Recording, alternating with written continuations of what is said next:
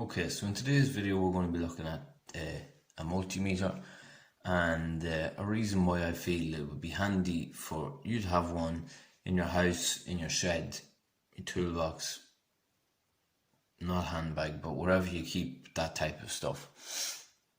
Multimeters are used mainly by electricians, different types of electricians, different types of engineers, different mechanics, different types of mechanics.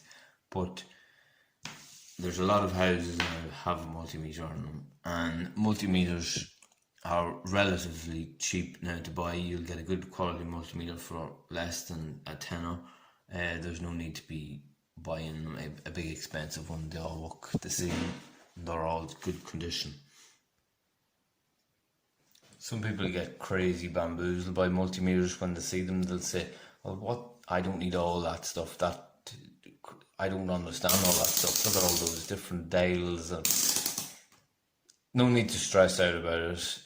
Some of them come, this is a really in-depth one. Some of them come with this. Some of them come with just your basic, as you can see each section here.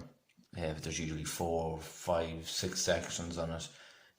You'd have your voltage AC, DC, your ohms, things like that. There's either will do you, so there's no need to go get worked up about that.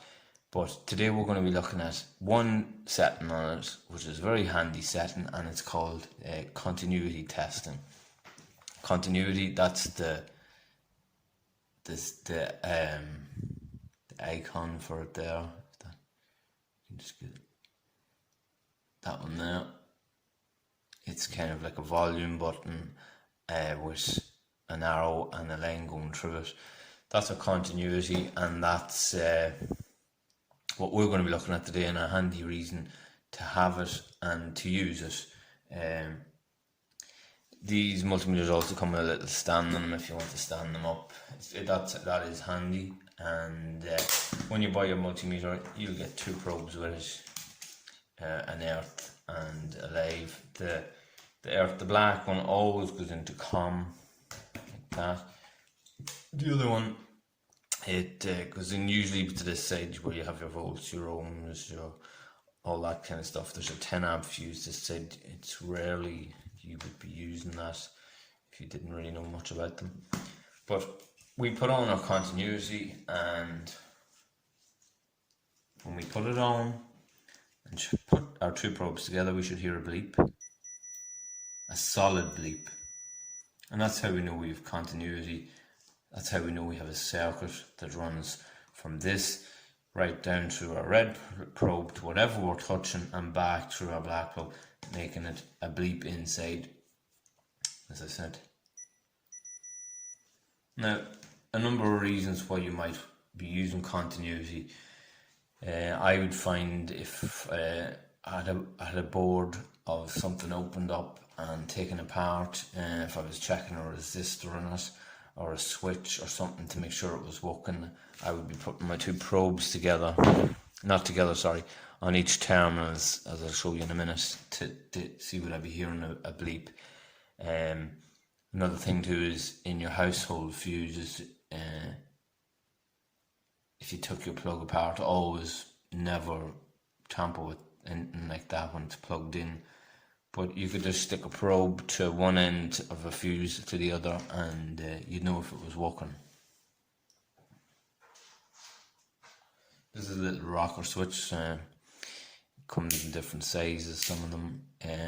It's off at the minute, but if I put one probe to one spade and the other to that, I don't get a bleep because the switch is off. The circuit, there is a break in the circuit naturally.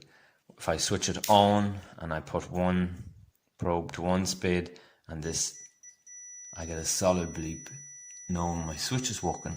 I have continuity. Okay, if that was on and I wasn't getting a bleep, well then I know there's a problem with my switch. There's something inside not making a connection. That would be one way of looking at it. Another thing is, if you were checking for earth or something, this is obviously UK plug. You would touch one probe to to your earth wire, again when it's off and when it's safe. The other to that, you're getting a solid bleep, so you know my body is earthed, stuff like that. There's 1,001 different times when you'll be using it. I'm only using clear examples today of how continuity works, but as I said, you know, it's just hard to pull out. In a day-to-day thing, you could find yourself with something not working right.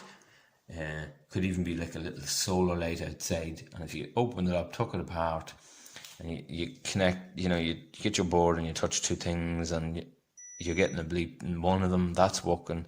If you go to resistor, if it bleeps or it doesn't, you know, a chip, things like that, that's the times to be using it.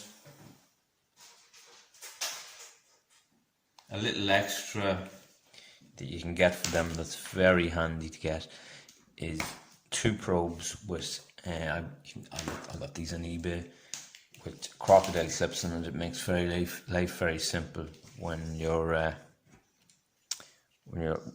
just have 2 hands, obviously, and trying to get things done. Get 1 crocodile clip and put it on 1 spade. Get your other probe, touch it off that. Obviously, it's off again, the switch. Put it on.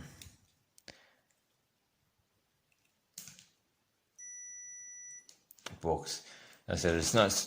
There's loads of different times when you could be using it. It's just today I'm giving an example. That's today's video on a multimeter and the continuity setting on a multimeter, the basics of how it works and how it could be useful to have one of them. Thanks for watching. Please like and subscribe.